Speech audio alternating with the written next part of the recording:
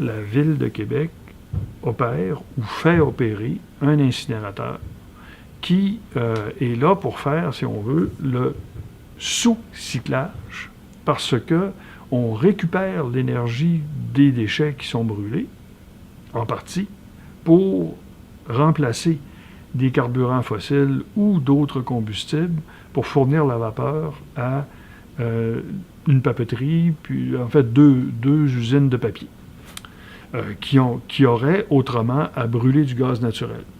On dit aussi que l'incinération, c'est quelque chose qui pourrait produire des produits de revalorisation, donc en chaleur, en vapeur. C'est un cycle court, la vapeur, pour l'incinérateur, c'est qu'on va prendre cette vapeur-là, on va l'envoyer à la papetière, et puis, en fait, aux papetières, la Paper White Birch ou Glasine, sauf que eux, ils vont l'utiliser, puis ils vont la rejeter dans l'atmosphère. Fait qu'il y a une revalorisation unique, et puis on n'a pas réaccès à cette matière-là.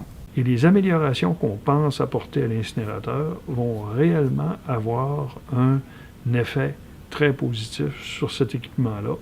Et surtout, on va dériver la matière organique qu'on brûlait dans l'incinérateur vers un complexe de biométhanisation. C'est-à-dire que là, on va utiliser les déchets, non pas pour faire des déchets organiques, non pas pour faire de la chaleur, parce que c'est pas très bon pour faire de la chaleur, étant donné qu'il y a beaucoup d'eau dedans. On va l'utiliser pour faire du biogaz. Et le biogaz va être réinjecté dans le système de transport du distributeur Énergir, et il va se substituer à du gaz naturel fossile qui nous provient d'Alberta ou qui nous provient des États-Unis. Donc, il y aura une diminution des impacts qui est très claire et avec une digestion des matières organiques qui va permettre de conserver, c'est encore du sous-cyclage, mais qui va permettre d'avoir un terreau, lequel terreau va permettre de recycler les éléments nutritifs et les remettre sur des sols agricoles. Le principal problème, là, il y a pas mal un accord là, dans les groupes environnementaux de la circonscription par rapport à l'utilisation de la biométhanisation pour le traitement des boues, par exemple, des boues municipales. C'est une matière qui est homogène, qui est liquide, et c'est une technologie qui est éprouvée. C'est quelque chose qui ressemble à ce qui se fait à Saint-Hyacinthe et qui marche bien. Là où il y a un problème, c'est quand c'est dans l'idée de vouloir faire traiter au centre de biométhanisation les résidus de table, ce qui normalement irait dans le compost, les matières organiques du compost. À Saint-Hyacinthe, ils ne le font pas. Ils n'utilisent pas leur usine pour ça parce que ça ne marche pas bien. Ils décident plutôt d'envoyer ailleurs leur matière résiduelle se faire composter. Et nous, on pose la question. En ce moment, le projet qui est sur la table, c'est pour traiter tout. Et on pose la question, est-ce qu'il ne pourrait pas y avoir un autre projet pour les résidus de table organiques à Québec que les envoyer dans le centre de biométhanisation qui, toutefois, pourrait avoir sa pertinence pour le traitement des boues d'usine? Alors, ce n'est pas un projet qui est en soi, la biométhanisation, mauvais pour l'environnement, sauf que c'est un projet qui, selon l'avis de beaucoup de groupes citoyens très soucieux de l'environnement et très renseignés, beaucoup de scientifiques dans ces groupes-là, et dans les conseils de quartier, il y a 3 conseils de quartier quand même qui appuient aussi l'audience publique d'un BAP, Vieux-Limoilou, Mézeray, puis Saint-Roch. Donc, c'est beaucoup de gens et ils veulent avoir l'occasion de s'exprimer là-dessus. Ils veulent avoir une réelle influence sur ce qui va se passer. Ils veulent qu'on se re-questionne vraiment sur à quoi va servir ce centre-là et quelle ampleur il doit avoir. Donc, si je comprends bien, votre groupe, vous militez pour qu'il y ait un bac brun à Québec, dans le sens comme il y en a à Lévis, comme il y en a dans d'autres villes, pour que les matières, les restes de table soient, si on veut, triés à la maison et amenés au compostage. Vous ne pensez pas, parce que la ville, si je comprends bien, c'est qu'elle veut tout envoyer dans les poubelles, dans des sacs différents, puis trier ça par la suite. Effectivement, la ville a opté pour une solution qui repose entièrement sur la technologie. D'accord? Nous, ce qu'on propose, en fait, c'est une variété de solutions. Donc, le compostage, c'est quand même une technologie qui existe depuis plus de 5000 ans, il faut se le dire, OK? Donc, on le maîtrise. Donc, nous, ce qu'on propose, c'est de diversifier la façon dont on va gérer nos matières résiduelles et d'utiliser les bons modes de traitement avec les bons types de matières. Personne ne s'opposerait à l'incinération des déchets médicaux parce que, justement, on veut empêcher que des virus soient libérés dans l'air. Donc, ici, on parle exactement du même genre de processus. On veut pouvoir disposer de la matière résiduelle alimentaire de la meilleure façon possible et aussi à un prix compétitif. À Lévis, présentement, ils le font pour 55 $ de la tonne et nous, à Québec, ça va nous revenir à 160 $ la tonne. Donc, nous, ce qu'on recommande au mouvement pour une ville zéro déchet, c'est d'utiliser, dans le fond, le plus tôt possible la sortie du cycle, la réintroduction dans le cycle. Et puis, on aimerait beaucoup que ça se fasse au niveau collectif. Dans le fond, le mouvement pour une ville zéro déchet ne va pas recommander d'avoir des brosses à dents en bambou qui vont pouvoir être compostables. On va recommander que, dans le fond, il y ait des mesures qui sont à l'échelle de la ville au complet. Donc, on refuse le plastique dans les sacs, on va vouloir la consigne des bouteilles de verre, on va vouloir, dans le fond, une meilleure gestion des matières résiduelles et puis, dans le fond, des politiques qui vont être à l'échelle de la ville, qui pourraient ultimement être au provincial et puis même au fédéral. Le méga-projet de la Ville de Québec ne laisse entrevoir qu'une réduction marginale des émissions de gaz à effet de serre. Ce qu'on veut, c'est s'assurer que toutes les questions ont été posées, que tous les points de vue aient été entendus pour s'assurer que le projet soit le meilleur possible. La biométhanisation a toutes les apparences d'un cheval de Troie qui permettra aux compagnies gazières de pouvoir conquérir de nouveaux marchés commerciaux, institutionnels, et ce, au détriment de nos énergies, des énergies renouvelables. Tous les déchets actuellement de l'agglomération urbaine de Québec sont transportés en camion vers les quartiers centraux, plus particulièrement vers le quartier Mézeray, Vieux-Limoilou. Donc, et l'incinération de ces déchets-là, se répand à travers différents polluants dans l'atmosphère des quartiers centraux. Donc, il y a un impact direct. Par contre, souvent, on va parler de zéro déchet sans nécessairement comprendre le lien, mais ce lien-là est assez direct. Le temps est venu de mettre un frein à ce mauvais projet pour l'environnement, un projet qui subventionne des firmes d'ingénierie, de l'industrie des combustibles fossiles, un mauvais choix pour la Ville de Québec et un mauvais choix pour les gens de Limoilou. On constate que dans la Ville de Québec, pour ce domaine, on est assez en retard si on se compare à d'autres villes comme Vancouver, Montréal, Sherbrooke, Gatineau, qui ont adhéré à l'approche zéro déchet, qui travaillent à la réduction des déchets. En 2017, l'incinérateur de la Ville de Québec brûlait 280 000 tonnes de déchets. Et il faut se dire que l'incinération détruit les ressources. Pour nous, ça a toujours été très clair qu'il fallait vraiment lier la fermeture de l'incinérateur à ce qu'il fallait faire. Et pour nous, c'est pas juste un enjeu de fermer l'incinérateur de Limoilou pour en construire un autre ailleurs. Pour nous, c'est si on est contre l'incinération, c'est pas juste à cause des émanations toxiques, mais parce que l'incinération, finalement, rend bien trop facile de poursuivre le système où on surconsomme, où on surproduit, où les entreprises n'ont aucun compte à rendre, où les politiques à la fois gouvernementales ou municipales, finalement, sont insuffisantes pour faire en sorte qu'on réduise pour vrai la gestion de matières résiduelles.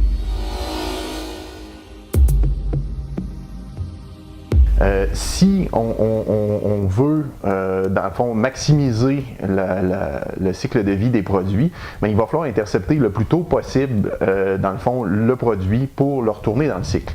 On peut penser à une réutilisation directe, donc c'est quand mon objet, je peux le reprendre et puis je vais le réutiliser, soit moi, soit quelqu'un d'autre. On peut penser aussi à la réparation des objets, on peut penser aussi à, dans le fond, les objets partagés, comme mettons la patente là, qui est dans Limoilou, là, qui est un organisme qui va, dans le fond, prêter des outils et puis, dans le fond, ça crée une minimisation de la consommation. Si on n'est pas capable de réutiliser l'objet tel quel, on va le recycler. Recycler, c'est qu'on va prendre sa matière, ses composantes, et puis on va les réintroduire dans le cycle. Dans le fond, le verre en est un bon exemple. On peut le réutiliser sous forme de bouteille. On peut aussi le recycler, le refaire fondre, et puis le verre, ça se recycle à l'infini. Il n'y a pas de dégradation de la matière comme le plastique. Si on est une coche plus loin encore, on peut revaloriser la matière. Dans le fond, revaloriser la matière, c'est qu'on va la prendre et puis on va la remettre dans un autre cycle. Et la nuance est importante parce que au lieu de pouvoir cycler dans le même produit, ce qui va se passer, c'est qu'on va être obligé de prendre la matière, on va la dégrader, on va la transformer. Encore une fois, l'exemple du verre, c'est que cette matière-là, elle va être revalorisée en étant concassée, en étant introduite dans du béton, dans des bancs de parc, dans toutes sortes de matières.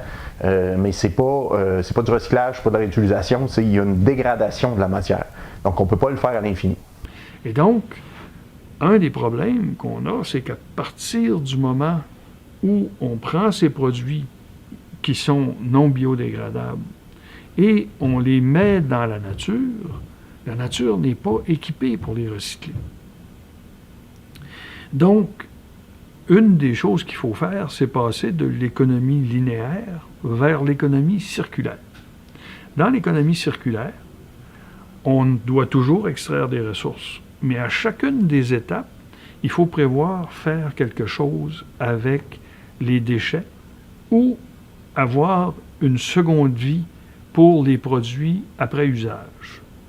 Cette seconde vie-là peut être de la réutilisation, peut être de l'économie de partage, peut être aussi du recyclage. L'économie telle qu'on la conçoit est une économie qui est un système linéaire qui va de l'extraction à la disposition. Okay? Donc, je vais chercher des ressources, je les transforme parce que les ressources sont rarement utilisables telles quelles. Si je coupe un arbre, normalement, je n'ai pas besoin de l'arbre, j'ai besoin des planches. Donc, il faut que j'enlève une partie que je n'utiliserai pas. Cette partie-là, je peux soit l'utiliser dans d'autres usages. Par exemple, je peux faire du papier avec des copeaux, utiliser les planches. Je peux faire de l'énergie avec l'écorce. Je peux faire du bois lamellé collé avec les petits bouts d'épinettes que je vais récupérer dans les cimes. Puis la nature va se charger du reste. Mais ça ne marche pas pour le plastique. Ça ne marche pas ça marche pas comme ça pour beaucoup de produits chimiques qui ont été créés par la technologie. Au Québec, on fait plus de la récupération que du recyclage. Les centres de tri récupèrent les matières et on les envoie souvent à l'étranger. Développer des marchés locaux permettrait la création d'emplois et également diminuerait l'empreinte écologique dans le transport des marchandises. Les innovations technologiques encourageraient des nouveaux marchés et des nouveaux emplois. Les impacts sociaux de l'approche zéro déchet sont très importants et les gens sont de plus en plus conscients de la portée de leurs gestes. Ils veulent participer au mouvement pour diminuer l'empreinte écologique. On n'a qu'à regarder les manifestations massives pour l'urgence climatique qui démontrent que les gens veulent faire leur part. Alors, développer des marchés locaux, ça se fait présentement à la Naudière. On réutilise les restes de revêtements de vinyle pour fabriquer des tuyaux. Et à l'hôpital de Joliette, on a investi dans des équipements pour dessécher les résidus alimentaires que l'on vend à un entrepreneur qui, lui, fait des toits végétalisés. Les industries auront leur part à faire également pour fabriquer des objets, des biens de consommation plus durables. Ce qui m'amène aussi à penser de qu'est-ce qu'on a en ce moment. Qu'est-ce qu'on a en ce moment, c'est ce que je vous ai présenté, c'est ce qu'on voudrait, c'est ce qu'on voudrait tendre vers. Dans le fond, là, en ce moment, on a des entreprises qui sont en quête d'argent. Le capitalisme fait que, par définition, une entreprise doit, dans le fond, accumuler du capital. Donc, on parle de notion d'accumulation. La décroissance, c'est ce qui se propose comme alternative. C'est qu'au lieu d'avoir une croissance infinie, qu'on va venir, dans le fond, dégrader le plus de matière possible pour générer le plus de capital possible, et puis toujours une augmentation de la consommation, on va réfléchir à comment faire pour, dans le fond, freiner ça. Freiner, dans le fond, la cueillette, l'extraction des ressources à l'infini qui sont potentiellement néfastes. Donc, une entreprise, elle va agir sur les besoins. Tu sais, tantôt, j'ai parlé besoins, extraction, fabrication, utilisation, fin de vie. Donc, l'entreprise va faire du marketing pour avoir une influence sur les besoins. Elle va nous recommander en tant que consommateur des besoins et puis elle va nous aveugler aussi par rapport à nos besoins réels. Donc, on va se fabriquer en tant que citoyen des besoins qui sont non existants. On va vouloir avoir le nouveau gadget, le nouveau ci, le nouveau ça, le char toujours plus gros et puis, dans le fond, on va amener, dans le fond, notre consommation beaucoup, beaucoup plus élevée que ce qu'elle aurait besoin. Dans les stratégies de communication, de marketing, c'est de faire voir une entreprise plus verte qu'elle ne l'est réellement. On a l'exemple de la compagnie Nestlé qui a produit beaucoup d'emballages, de capsules de café, de bouteilles, et qui a mentionné qu'elle voulait améliorer ses produits, les rendre réutilisables, mais d'ici 2025. Le mouvement Greenpeace a dénoncé cet horizon de 2025 et voudrait qu'il soit revu. Donc, la notion de déchet est une notion qui est essentiellement culturelle et c'est une notion qui est aussi technologique. C'est-à-dire que elle est culturelle parce que certains vont récupérer, vont trouver quelque chose à faire et à réutiliser le plus loin possible dans la chaîne.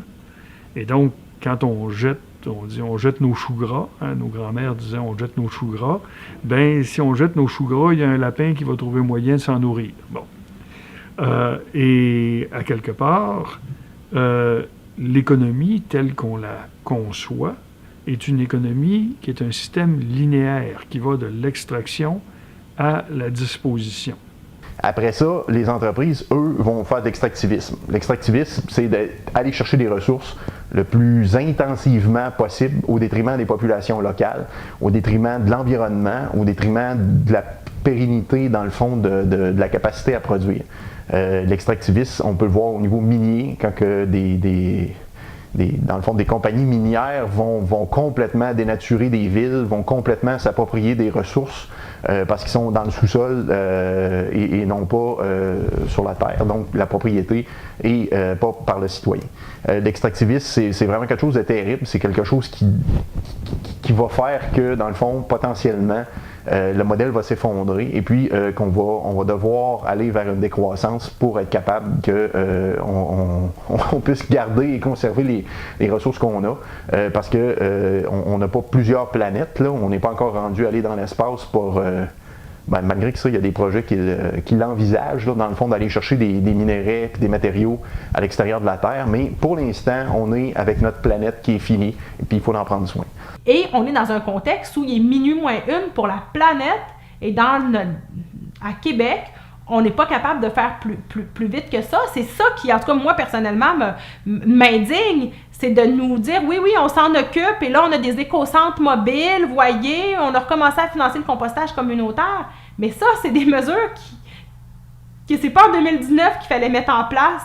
Et donc, voilà, c'est que ça va beaucoup trop lentement. Puis ce que veut faire le mouvement pour une ville zéro déchet, c'est vraiment de s'assurer, de jouer le rôle de chien de garde pour que la ville fasse mieux, fasse plus et de mettre en lumière toutes les contradictions quand il y en a. Alors, c'est sûr que la Ville de Québec n'aime pas ça, mais qu'en 2019, alors qu'on le prévoyait le faire en 2005, qu'il n'y ait toujours pas de recyclage dans des centres communautaires appartenant à la Ville de Québec, dans des bureaux municipaux, que sur les rues principales, on n'ait toujours pas d'option pour mettre des matières au recyclage, qu'il n'y ait pas de cueillette, de compostage à Québec, qu'on finalement, alors qu'on est une des plus grandes villes du Québec, et que la Ville ait arrêté la sensibilisation qui était prévue en 2005. Parce que c'est sûr que ça ne se fera pas tout seul, et c'est sûr que tout le monde n'est pas au même niveau, mais si on veut, on ne peut pas se fier là, on ne peut pas juste laisser les individus porter ce poids-là.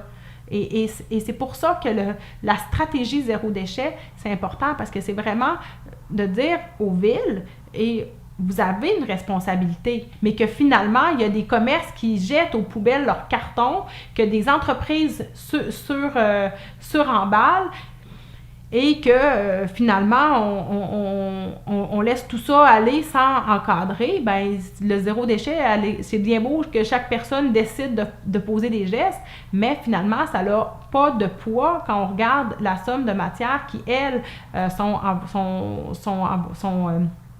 vont se rendre à l'incinération, finalement, ne sont pas revalorisées ou recyclées.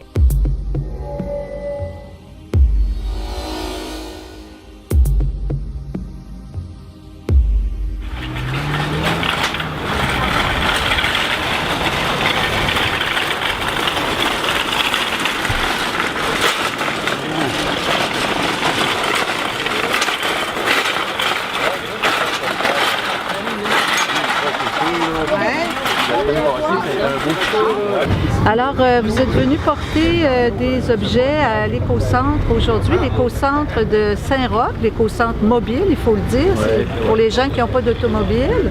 Oui, puis écoutez, c'est parfait parce qu'on a un édifice de 62 condos où beaucoup de gens n'ont pas d'auto, puis c'est toujours un problème parce que les choses qui ne vont pas aux ordures se ramassent dans les parties communes, puis on se retrouve régulièrement là, encombré par ça.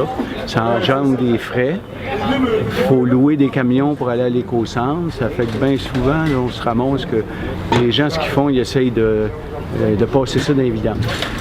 D'accord. C'est ça.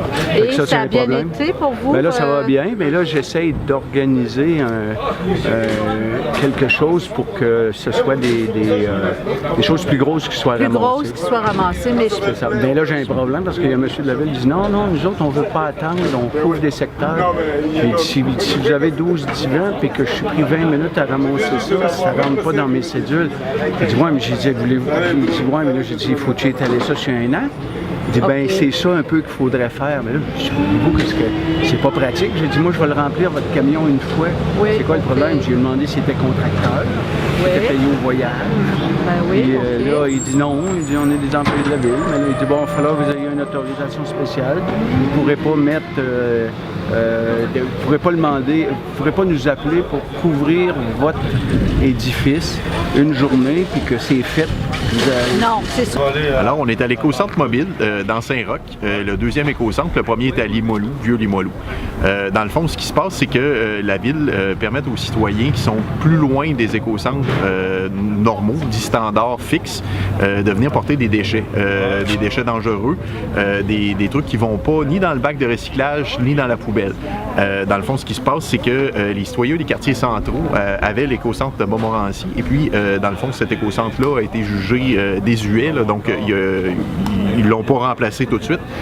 Puis là, dans le fond, ce qu'on a ici, c'est un éco-centre qui vienne une possibilité, dans le fond, d'avoir les récupérations des matériels électroniques, les métaux, les liquides aussi, dont la peinture. Dans le fond, tout ce qui est de moins de 5 litres, là, dont un gallon de peinture standard, ça fonctionne. Il les récupère. J'ai des batteries, ça fait des années, là. Tu sais, j'avais un tiroir, là, avec des vieilles batteries. Un petit peu d'affaires électroniques. Ça, on le change.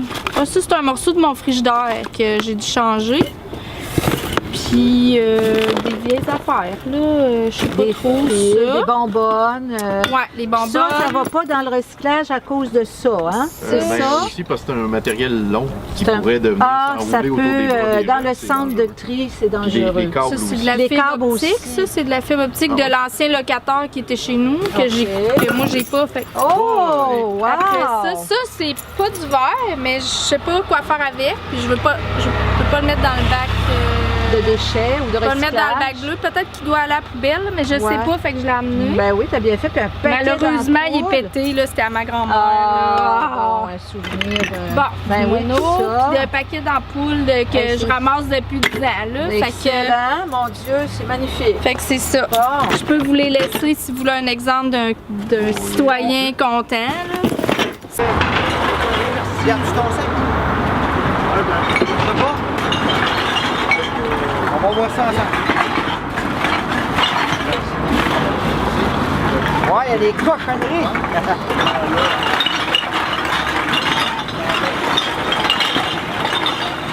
Les salles. Principalement, on s'adresse on les appelle les valoristes. On s'adresse à ceux qui font la collecte des contenants consignés dans les rues, dans les poubelles, dans les parcs, un peu partout en ville. Donc, on sait qu'il y a de la difficulté à les vendre après avoir passé plusieurs heures à collecter, même l'été, l'hiver, à moins 30, etc. Il y a beaucoup d'énergie qui est mise pour collecter des grandes quantités, en fait, de contenants, là, souvent. Puis après, bien, c'est dur d'aller les vendre pour avoir l'argent. Puis nous, ce qu'on pense, c'est que ces gens-là, les valoristes, ils nous rendent service dans la ville, ils nettoient, ils font du ménage pour les lieux publics. Ils aident l'environnement parce que les contenants consignés, il y en a beaucoup qui se retrouvent dans les poubelles, là, dans le bac noir, ou par terre qui traînent dans les parcs, dans les rues. Puis ça, bien, ça se retrouverait à l'incinérateur.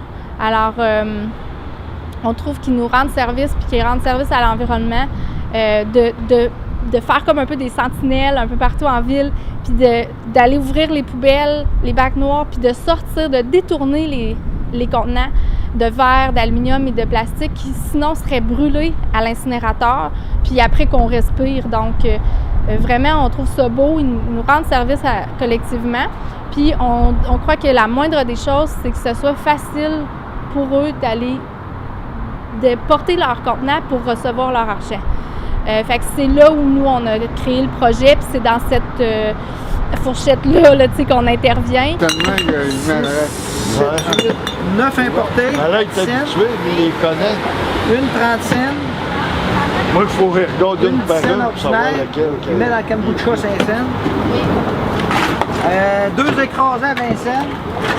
3. 5 cents.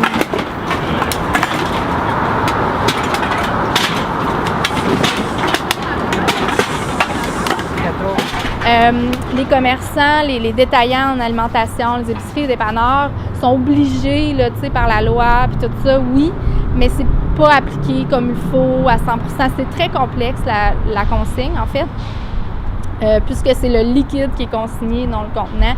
Donc c'est difficile de savoir cette canette-là, est-ce qu'elle est consignée, celle-là non, pourquoi. Même les commerçants, il y en a qui ne comprennent pas non plus. Il y en a qui sont gentils, mais il y en a qui ont des problèmes avec les valoristes parce qu'ils amènent des grosses quantités, ils n'ont pas beaucoup d'espace. Ça rentre des bébites dans les commerces à côté de la nourriture. Là. Fait qu'il y a même des enjeux de salubrité.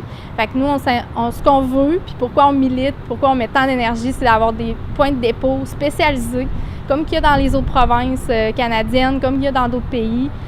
Pour avoir un endroit spécialisé pour le retour des contenants, que ça soit facile, que le citoyen, le valoriste, tout le monde puisse apporter tout au même endroit, puis qu'on ait un service convivial pour rapporter les contenants. Puis aussi, bien, on milite pour élargir la consigne, évidemment, aux bouteilles d'eau, aux bouteilles de vin, parce que ça aussi, ça se retrouve à l'incinérateur puis dans la nature. Fait que voilà, c'est un peu ça qu'on fait.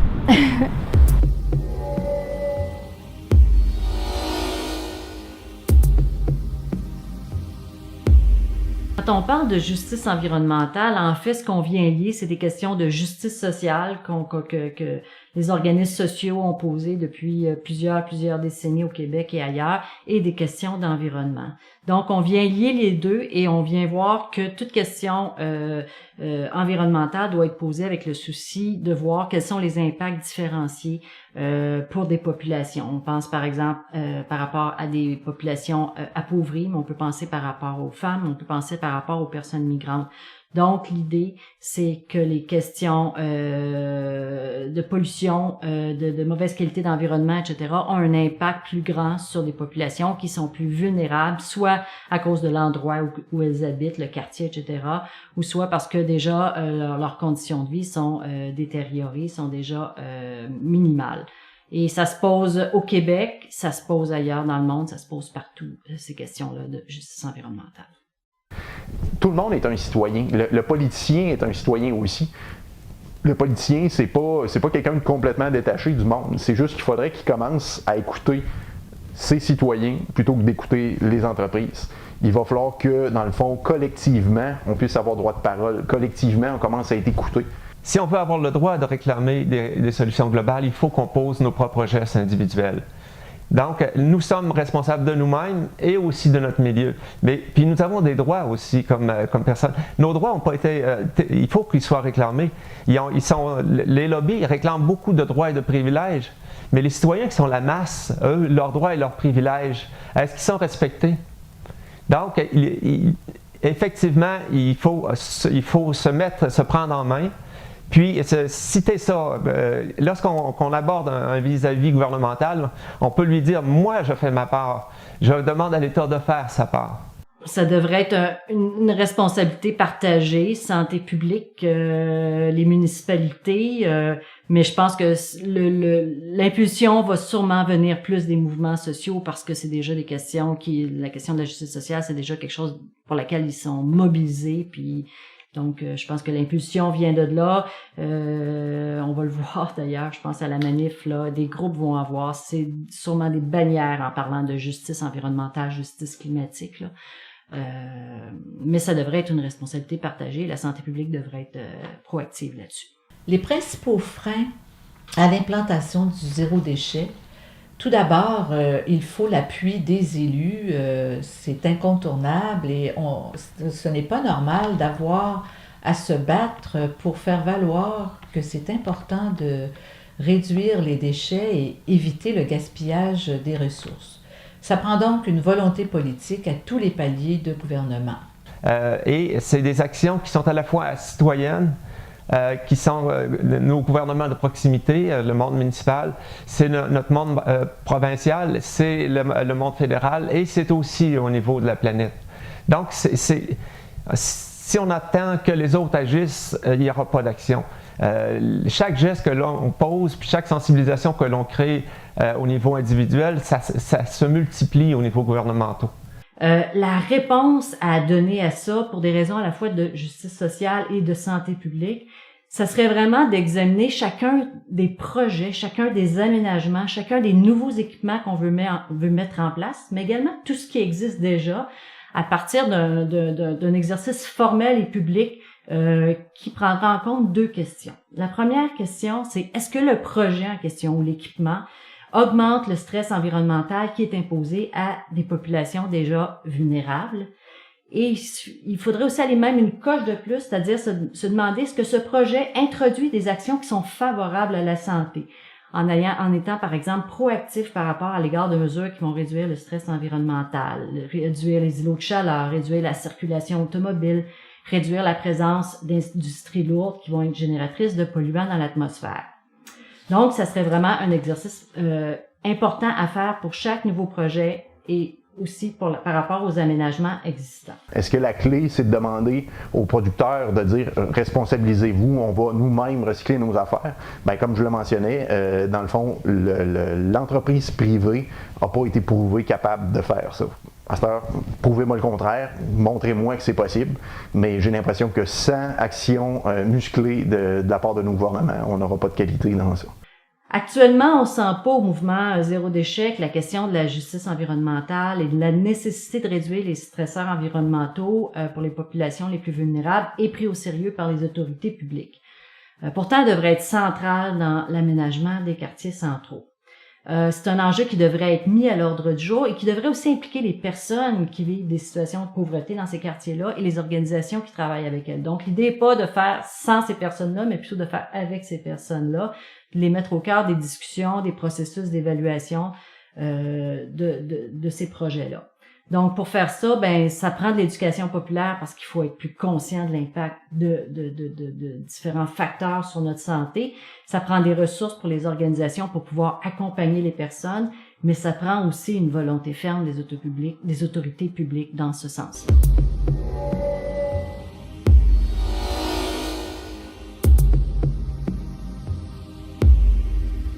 Et là, aujourd'hui, hein, on se parle en 2019, le zéro déchet, tout le monde en parle, mais on en parle à l'échelle individuelle.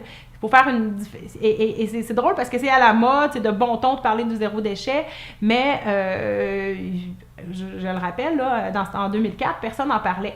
Et de l'amener comme stratégie de gestion des matières résiduelles, c'était aussi assez ambitieux, mais ce qu'on voulait démontrer, c'est que d'autres le faisaient déjà et qu'il fallait complètement changer le paradigme si on voulait arriver à avoir une gestion vraiment écologiste des matières résiduelles, mais aussi à pouvoir un jour fermer cet incinérateur. Maintenant, ce qui serait à faire, c'est que les citoyens fassent pression sur le politique et puis le politique adopte des politiques zéro déchet, donne les moyens aux instances gouvernementales inférieures. Là, mettons, le provincial permettrait au municipal de pouvoir appliquer des politiques zéro déchet pour influencer les entreprises. Et puis, tout ça dans le but d'augmenter la responsabilité, dans le fond, de tout ça. Les politiques zéro déchet auraient aussi un effet sur les citoyens. Donc, il y aurait des citoyens engagés qui feraient la demande des politiques et puis d'autres citoyens qui se feraient informer, sensibiliser, éduquer par rapport à ça. Donc, il y aurait comme un cycle et une amplification. Oui, les écologistes ont un aspect moralisateur et c'est nécessaire. Toute société a invoqué des causes et des raisons morales. Aux États-Unis, actuellement, la morale, c'est les capitalistes à tout craint. Il ne faut pas nuire à l'économie, au développement du capital. Mais ce capital-là détruit la vie. Alors, est-ce que c'est moral de tolérer ce genre de comportement puis de poser, critiquer ces comportements? Est-ce que c'est moral de laisser les privilèges à 1 ou aux 10% les plus forts de nos sociétés pour qu'ils en tirent des profits, et alors que les autres, les plus pauvres, assument les conséquences? Le Québec a commencé, on commence à toucher nos premières migrations écologiques. On veut déplacer Sainte-Marie-de-Beauce pour des raisons, parce que suite au réchauffement climatique, on veut déplacer certains quartiers de villes et reconstruire des villes. Donc, on assume des coûts. Donc, il faut aussi qu'on soit... On ne peut pas laisser aux autres nos responsabilités. J'ai entendu d'une personne de mon âge récemment, j'essayais de le sensibiliser aux conséquences du réchauffement climatique. Il a dit, c'est pas grave, je vais être mort.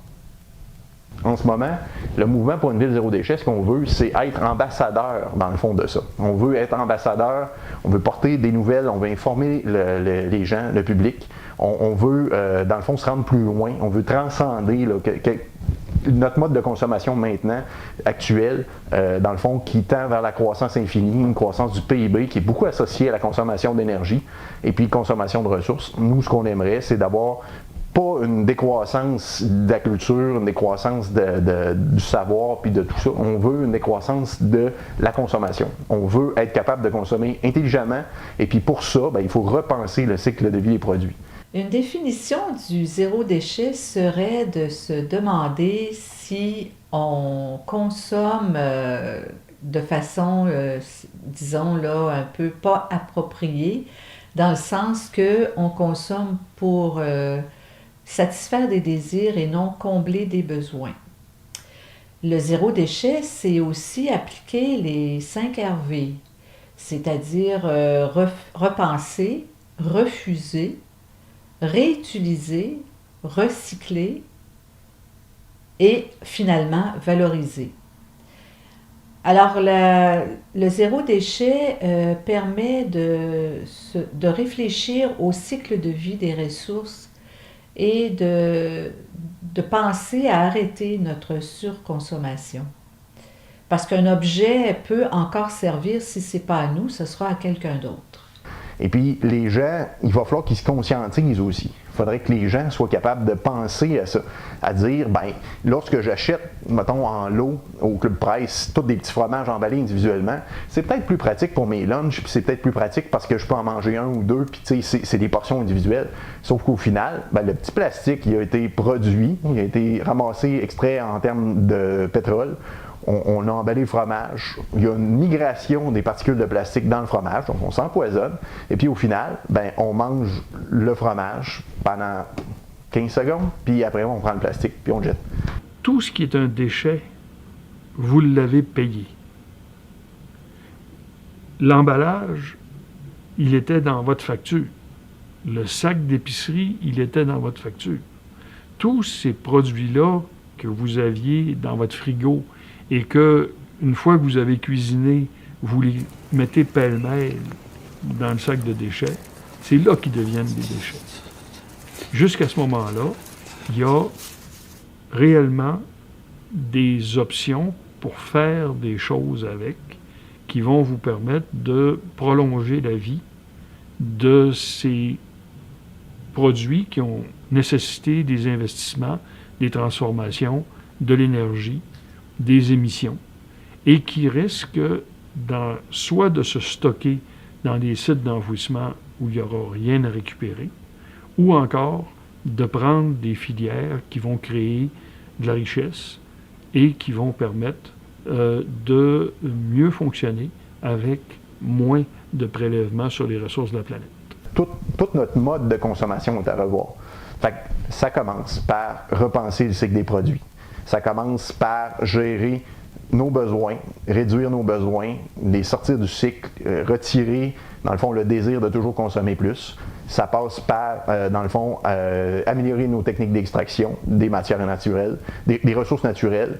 Ça commence aussi à changer nos modes de fabrication, avoir un mode de fabrication plus intelligent, un mode de fabrication qui est, dans le fond, plus écologique, un mode de fabrication qui nous mènerait à des produits plus durables, des produits qui sont plus faciles aussi à remettre dans le cycle. Et puis, dans le fond, notre utilisation des produits. L'utilisation des produits, il va falloir que le citoyen soit conscient que tout ce qui est consommé devra être remis dans le cycle ou éliminé.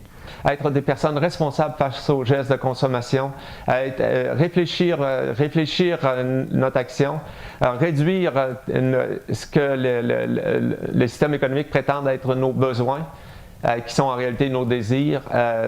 Donc, c'est le même message. Et oui, il y a urgence d'agir. Et l'appel qui est très structuré, que fait le pacte, c'est il faut agir individuellement, il faut agir également au niveau de nos différents niveaux de gouvernement.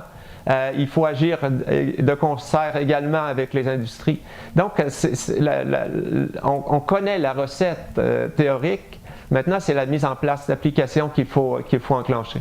Donc, l'idée, c'est utilisons au mieux, faisons attention à nos affaires, faisons, dans le fond, des réparations sur nos produits, puis dans le fond, essayons de minimiser, allongeons la durée de vie des produits pour que, dans le fond, on ait moins d'objets entre les mains.